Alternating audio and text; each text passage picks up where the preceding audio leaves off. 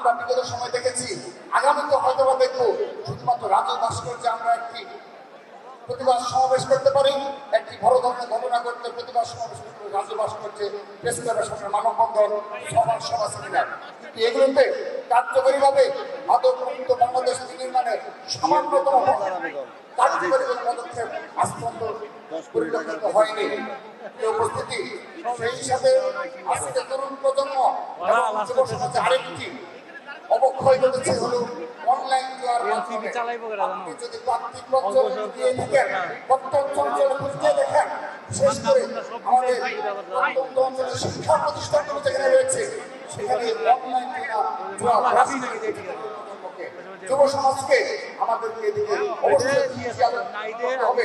সত্যিকার অর্থে আমরা ছাত্র জনতা বাংলাদেশে পেয়েছি, সেই স্বপ্নের বাংলাদেশ নির্মাণ করতে গেলে আদর্শিত বাংলাদেশ অনলাইন জুয়া এবং সকল প্রকার জুয়া থেকে বিরত রাখার জন্য যে ধরনের কার্যকরী পদক্ষেপ গ্রহণ করা প্রয়োজন সেগুলো গ্রহণ করতে হবে। সম্মানিত উপস্থিতি, আমাদের দেশের ছাত্র সমাজকে বিবেককে নাড়া দিয়েছে, কিন্তু যদি আসিয়ার ঘটনাটি মিডিয়াতে না আসতো, এরকম হাজার হাজার আসিয়ার ঘটনা এই দেশে ঘটছে, কিন্তু সেখানে তরুণ প্রজন্মের যুব সমাজের দায় রয়েছে, কিন্তু সবচেয়ে বেশি দায় রয়েছে সরকারের, যারা যে সময় সরকারে থাকে তাদের। কিন্তু আমরা বিগত 1 বছর বলেন, বিগত সময় বলেন, কখনোই এই ধরনের ধর্ষণ প্রতিরোধে কোনো প্রকার কোনো কার্যকরী পদক্ষেপ পরিলক্ষিত হয়নি। অর্থাৎ অনেক সংকট এই দেশে বিদ্যমান রয়েছে। সেই সাথে দক্ষ জনশক্তি গড়ে তোলার জন্য যুব সমাজকে, তরুণ প্রজন্মকে যেভাবে প্রশিক্ষণের ব্যবস্থা করার প্রয়োজন রাষ্ট্রীয় পৃষ্ঠপোষকতা, সেদিকে কেউ দৃষ্টি চালু করেনি। সেই বিগত সময়ে আমরা দেখিনি, যদি এই বিষয়গুলো সুরাহা না হয় কখনোই স্বপ্নের বাংলাদেশ নির্মাণ করা কারো পক্ষে সম্ভব নয়। এখন আমরা আসি সর্বশেষ, এই বিষয়গুলোকে যদি কার্যকরীভাবে বাস্তবায়ন করতে হয় আমাদের একজন ন্যাশনাল লিডার প্রয়োজন, মিশনারি লিডার প্রয়োজন, যিনি এই বাস্তবায়ন করার সক্ষমতা রাখেন।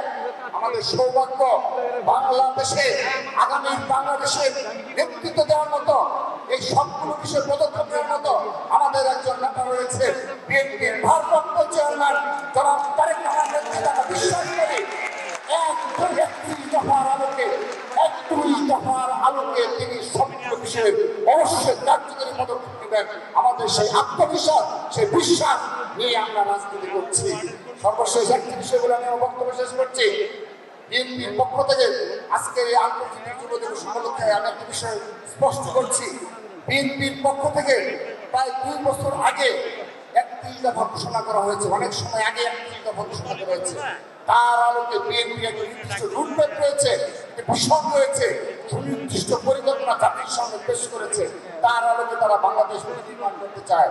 কিন্তু এই আওয়ামী লীগ বিদায় হওয়ার পরে যারা নিজেদেরকে এই দেশের অন্যতম প্রধান রাজনৈতিক দল মনে করে আমি অনেক ঘাটাঘাটি করেছি, তাদের সুনির্দিষ্ট কোনো রুটম্যাপ আজ অবধি আমি পাইনি। তাদের সুনির্দিষ্ট কোনো পরিকল্পনা আজ অবধি আমি পাইনি। আমি অনেক ঘাটাঘাটি করেছি তারা কি পরিকল্পনা চায়, তারা কোন দৃষ্টিতে আগামী বাংলাদেশ নির্মাণ করতে চায়।